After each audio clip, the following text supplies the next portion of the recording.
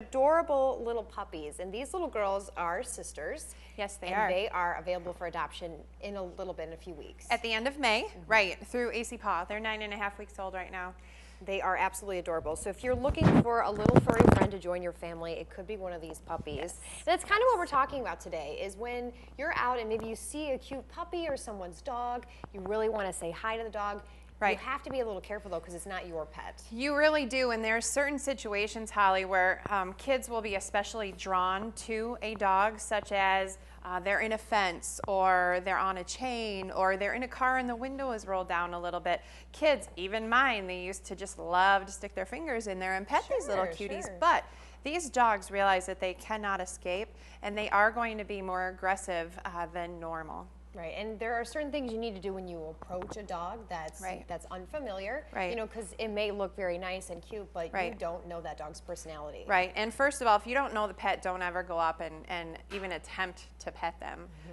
The second thing is, you know, if you're walking, say, downtown and you want to pet a dog and it's on a leash, ask the owners first, because some dogs just don't like people. They don't like children. You need to know that. When you do approach a dog, and it is okay, you have permission, you really want to stick your hand out with the palm up, let them smell your hand, let them get to know you. This is how dogs get to know you. And then just very, very carefully start to pet them. You never just go in with your hand and start to pet them, especially on the face. The dog's going to be very, very upset by that, feel threatened, and then bite. Right. And there are also some things you need to keep in mind if you approach a dog and say maybe they're sleeping. Right. Children should never approach a dog that's sleeping. They should never approach a dog that's eating. These are all things where you're just going to catch the dog off guard.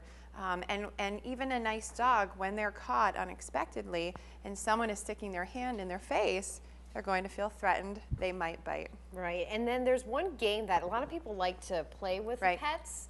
And it's probably not a very good idea. It's tug of war. Tug of war should never be played, ever. And they make rows of pet toys when you go to a store. Racks of them. Yeah, and it's all based on tug of war. This should never, ever, ever happen, because you are literally teaching your dog to be aggressive. So, and you know, most of the time the ones that are going to be playing tug of war are the kids, so then you're teaching them to be aggressive towards children.